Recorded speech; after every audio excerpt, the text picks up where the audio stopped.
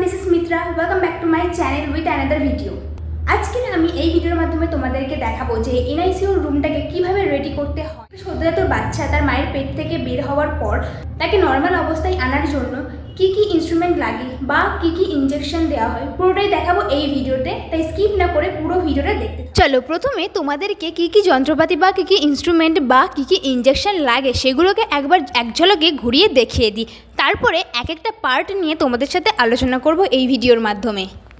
প্রথমেই বেবি ওয়ার্মারে আসি। এখানে কিন্তু অবশ্যই একটা সিট পেতে নিতে হবে, তাই আমি এখানে ভালোভাবে জায়গাটা পরিষ্কার করে নিয়েছি। দেন তারপর এখানে একটা শিট পেতে নিচ্ছি। আর অবশ্যই কিন্তু বেবি আউট হওয়ার আগে ওয়ার্মারটাকে চালিয়ে গরম করে নিতে হবে। তার জন্যই সিটটাকে পেতে রাখছি যাতে ওয়ার্মার চালু করার সঙ্গে সঙ্গে গরম হয়ে যায়। পরে এখানে অক্সিজেনের যে ক্যানুলাটা আছে সেটাও ভালোভাবে ফিক্স করে দিলাম। তারপরে আছে বেবি ট্রে, সেটাতেও ভালোভাবে আমি একটা সিট দেবো, দিয়ে ভালোভাবে ঢেকে রাখবো। ঠিক ওয়ার্মারের মধ্যে আমি বসে রাখবো, কারণ ওটাকেও গরম হতে দিতে হবে। কিন্তু বাচ্চা মায়ের পেটের ভিতরে গরমে থাকে, তাই বাইরে এসেও সে গরমটাই বেশি খোঁজে। যেহেতু এই টেবিলটার উপর আমি সব কিছু রেডি করবো, সেই জন্য আমি এর উপর একটা সিট পেতে নিয়েছি।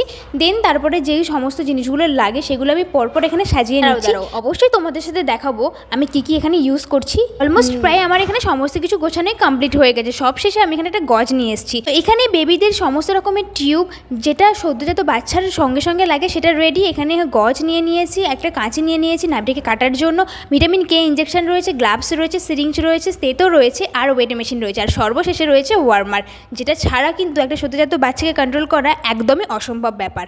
এই ছিল আজকের আমার ফুল টোটাল ভিডিওটা। কেমন লাগলো অবশ্যই জানিয়ে। দেখা হচ্ছে নেক্সট কোনো ইন্টারেস্টিং ভিডিও নিয়ে। ততক্ষণ সবাই সুস্থ থেকো, স্বাভাবিক থেকো।